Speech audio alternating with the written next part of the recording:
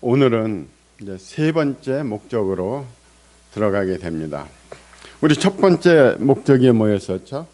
우리는 하나님의 기쁨을 위해서 우리는 태어났다. 그리고 두 번째는 우리를 한 가족으로 하나님이 부르셨다.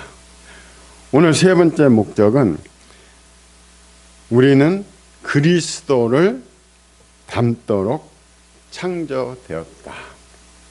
예수 그리스도를 닮도록 우리가 창조되었다는 것입니다. 이것이 세 번째 목적입니다. 그래서 오늘 22과는 그리스도를 닮도록 창조되었다. 우선 성경 로마서 8장 29절 같이 읽겠습니다. 하나님이 미리 아신 자들을 또한 그 아들의 형상을 본받게 하기 위하여 미리 정하셨으니. 창세기 1장 26절 하나님이 이르시되 우리의 형상을 따라 우리의 모양대로 우리가 사람을 만들고. 제가 여러 번 얘기 드렸지만은 이 하나님과 우리의 관계는 우리 인간 사회 속에서, 인간의 삶 속에서 부모와 자식 간의 관계와 거의 다 대동소이하다는 겁니다. 같은 원리 속에서 전부 다 움직여지고 있어요. 우리가 그런 말을 합니다. 행복하게 살아온 부부는 서로 닮는다. 이런 얘기 많이 하죠. 마찬가지입니다. 우리가 하나님의 품 안에서 우리가 살아가는 성도들은 누구랑 닮아야 돼요? 우리 신랑인 누구하고? 예수님과 우리는 닮아야 되는 겁니다. 그래서 우리는 그리스도를 닮도록 그렇게 창조된 겁니다. 우리의 신랑 예수 그리스도를 우리는 신부로서 닮아가는 것, 그것이 정말 우리가 신앙생활을 잘 하고 있다는 하나의 표징이 되는 겁니다. 하나님이 모든 만물을 다 창조하셨어요. 그런데 우리 인간만은 누구를 모델로 삼아서 우리 인간을 만드셨어요? 하나님을 모델로. 그런데 하나님을 닮도록 창조되어 있는데 우리는 그 형상을 잃어버렸어요. 왜? 죄를 지었거든요. 그 죄로 인해서 그 형상을 잃어버렸기 때문에 하나님은 다시 예수 그리스도를 우리한테 보내주시고 그 예수 그리스도를 본받음으로써 우리가 원래의 그 모습을 찾도록 하나님은 이렇게 섭리를 하고 계시는 겁니다. 그래서 예수님은 오신 거죠. 자, 우리가 예수 그리스도를 닮는다는 것은 누구를 닮는 겁니까? 하나님을 닮는 거예요. 하나님의 완전한 모습은 어디서 우리가 알 수 있어요? 바로 예수 그리스도를 통해서 우리가 알 수가 있는 겁니다. 골로새서 1장 15절에 보면은 그는 보이지 아니하는 하나님의 형상이시오 모든 피조물보다 먼저 나신 이이니. 예수 그리스도는 보이지 않는 하나님의 형상이라는 거예요. 우리가 하나님 어떻게 생겼을까? 그건 예수님을 보면은 우리가 하나님을 알 수가 있는 거예요. 우리가 그런 말을 쓰죠. 부전자전이라고. 참 신기해요. 그 자녀를 낳으면은 그 자녀는 하여튼 어떤 모습이든 그 부모를 닮게끔 돼 있는 거예요. 그래서 우리가 자녀들 속에서 자기 자녀들이 내 모습을 가지고 태어난 걸 보면은 부모들이 기쁘지 않아요. 야, 저 녀석 나를 닮았어. 응? 하나님도 마찬가지죠. 하나님도 우리가 하나님을 닮아갈 때 하나님은 기뻐하시는 거예요. 야, 제가 나를 닮았네? 그래서 우리는 예수 그리스도를 닮아야 되는 겁니다. 에베소 4장 24절에 보면 하나님을 따라 의와 진리의 거룩함으로 지으심을 받은 새 사람을 입으라. 우리의 모습은 이제 망가졌어요. 그러니까 이제 다시 새 사람을 입어야 되는 겁니다. 어떻게? 하나님을 따라 의와 진리의 거룩함으로 우리는 예수 그리스도를 닮아서 하나님의 형상을 다시 찾을 수가 있는 겁니다. 우리가 알아야 됩니다. 우리는 절대로 하나님이 될 수가 없어요. 신이 될 수가 없습니다. 그런데 사탄은 우리 인간을 유혹을 했잖아요. 창세기 3장 5절에서 내가 이 과일을 먹으면은 너는 하나님같이 될 것이다. 마귀의 완벽한 거짓말이었어요. 대신에 우리는 하나님을 닮을 수가 있는 겁니다. 우리가 하나님이 될 수가 없어요. 우리는 신이 될 수가 없는 존재들입니다. 그런데 그리스도를 닮는 것은 우리의 성격을 바꾸는 것이 아닙니다. 우리 성격은 다 사람마다 다 틀려요. 똑같이 통일시켜서 만들 수가 없는 겁니다. 그래서 항상 우리는 어떻게 해요? 상대를 있는 그대로 인정을 해줘야 됩니다. 그 사람이 부족하면 부족한 대로, 잘난 거는 잘난 대로 다 인정을 해줘야지 그것을 나한테 맞추게 하고 어떤 표준적인 스탠다드로 맞추게 할 때는 항상 거기에는 다툼이 생기는 겁니다. 대신에 우리는 인격을 우리는 변화시켜 가야 되는 거예요. 인격. 베드로후서 1장 5절에서 8절에 인격에 대해서 얘기가 나옵니다. 베드로후서 1장 5절부터 같이 읽어볼까요? 그러므로 너희가 더욱 힘써 너희 믿음의 덕을, 덕의 지식을, 지식의 절제를, 절제의 인내를, 인내의 경건을, 경건의 형제우애를, 형제우애의 사랑을 더하라. 이런 것이 너희에게 있어 흡족한즉 너희로 우리 주 예수 그리스도를 알기에 게으르지 않고 열매 없는 자가 되지 않게 하려니와.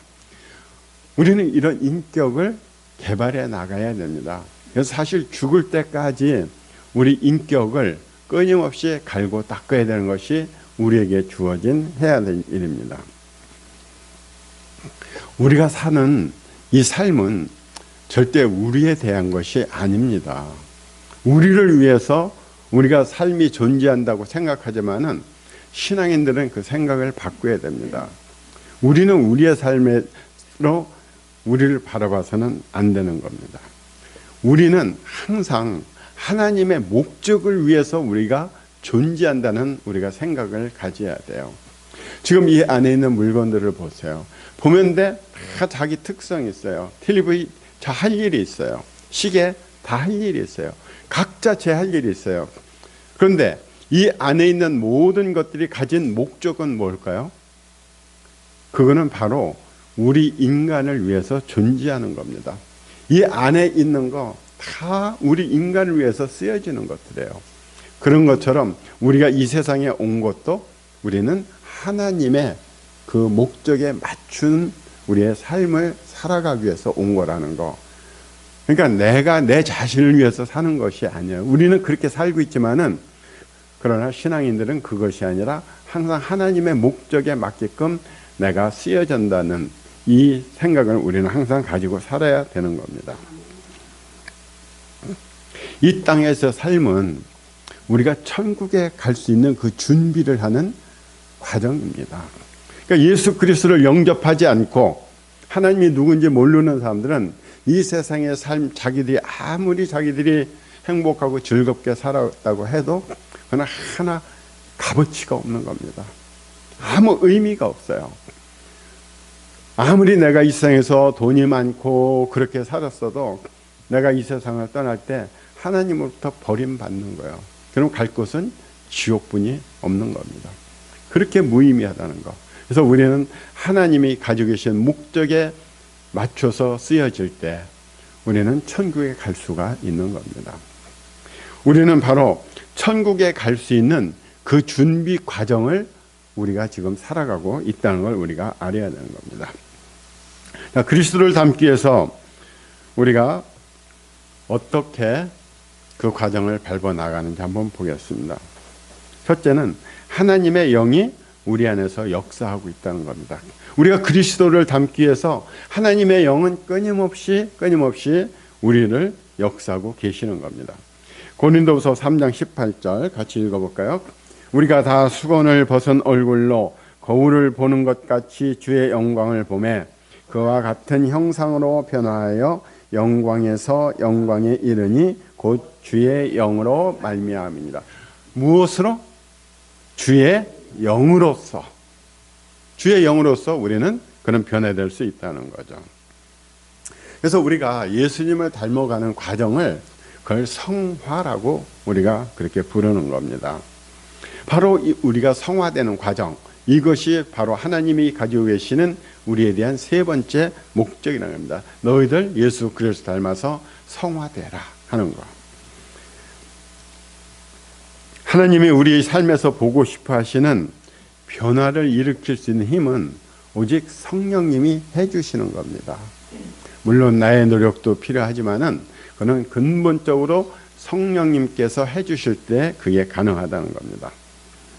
우리가 성령의 힘 하면은 엄청난 기적이 일어나고 또 격렬한 감정이 막 일어나고 놀라운 상황을 보고 우리가 이렇게 생각하지만은 성령님은 항상 우리 안에서 조용히 그리고 약하게 나타나신다는 거죠. 그래서 어떤 때는 과연 우리가 이것이 성령님이 지금 하시는 것일까 하고 우리가 의문을 갖게 되는 겁니다. 뭐 속에서 엄청난 충격이 와야 이것이 성령님이 하시는 거라고 생각하는데 우리 머릿속에 잔잔하게 일어나는 그 생각도 바로 성령님이 해주시는 그런 과정인 거죠. 그래서 성령님은 조용하고 부드러운 목소리로 우리를 건드리신다는 겁니다. 열왕기상 19장 12절에 보면 또 지진 후에 불이 있으니 불 가운데에도 여호와께서 계시지 아니하더니 불 후에 세미한 소리가 있는지라. 아주 낮은 소리로다가 조용하게 말씀을 하시는 거죠. 성령님께서. 그리고 두 번째는 우리는 성령의 역사심에 협력해야 하는 겁니다. 부모가 자식에게 뭔가 잘해주고 싶어요. 잘되게 해주고 싶어요. 근데 자식은 꼼짝 안 하고 있는 거예요. 버티고 있는 거예요. 그러면 부모도 어떻게 할 수가 없는 겁니다. 그것처럼 성령님께서는 항상 우리를 예수 그리스도를 닮도록 역사하시기 때문에 우리가 거기에 같이 호응을 해줘야 되는 겁니다.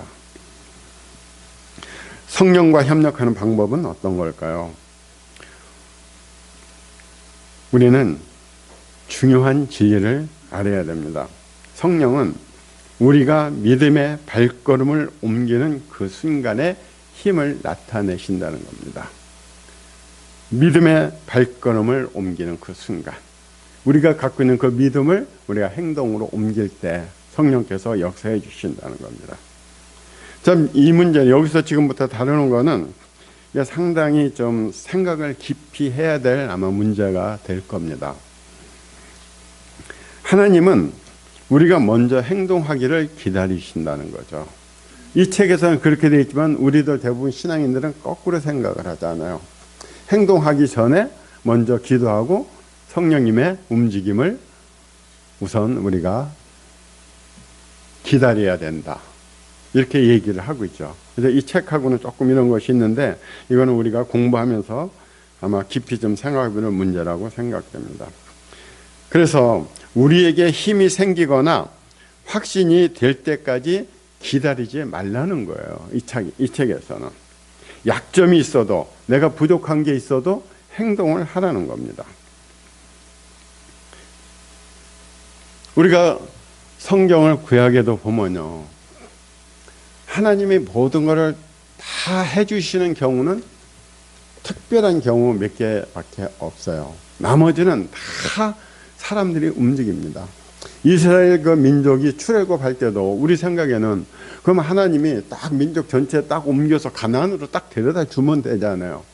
그런데 40년 동안 그 광야에서 뺑뺑이 돌리시고 그리고 여리고성 무너질 때도 매일 한 바퀴 돌고 끝날은 7바퀴 돈을 돌으라고 그랬어요. 그런 행동을 요구하셨던 거예요. 그리고 가서 싸울 때도 하나님이 적진을 흐트러진 적은 몇 번 나와요. 그러나 거의 모든 전쟁은 그 이스라엘 민족이 가서 칼을 갖고 싸우고 또 거기서 이스라엘 민족도 많이 죽기도 하고 그러죠. 그런 과정을 하나님이 요구하고 계시거든요. 우리 생각에는 그냥 하나님이 다 알아서 해주시면 될 텐데. 그래서 우리가 행동하는 것을 주저하지 말라는 거죠. 그래서 성령과 협력하고 우리의 인격이 세워지는 이 방법으로 우리가 약점이 있고 부족한 것이 있어도 행동을 하라는 겁니다. 성경은 영적인 성장을 설명하면서 이를 씨앗, 건물, 그리고 자라나는 아이의 비유를 했습니다. 그 비유는 능동적인 참여를 요구합니다. 능동적인 참여. 씨앗은 어떻게 해야 됩니까? 심고 가꾸어야 돼요. 건물, 우리가 지어야 돼요. 그리고 아이들은 성장하기 위해서 먹고 운동을 해야 된다는 겁니다. 구원은 우리의 노력으로 되는 것이 아닙니다. 구원은 오직 예수님의 보혈로 가능한 거죠. 그러나 영적인 성장은 우리가 노력해야 가능하다는 겁니다. 그걸 위해서 우리는 뭔가를 해야 돼요. 가만히 앉아서 하나님 나 이렇게 해주세요 하고 내 손 하나 까딱 안 하고서는 하나님만 바라면서 나 이렇게 내 인격을 도야시켜주세요, 내 영적인 성장 시켜주세요 해봐야 그거는 하나님이 들어주시지 않는다는 겁니다. 내가 그거는 노력을 해야 된다는 거죠. 신약 성경에도 보면요, 예수님을 닮아 성장하는데 힘쓰라고 그랬어요. 힘을 써라. 그냥 앉아서 성장하기를 기다리는 게 아니라는 겁니다. 로마서 14장 19절에 보면 그러므로 우리가 화평의 일과 서로 덕을 세우는 일을 힘쓰나니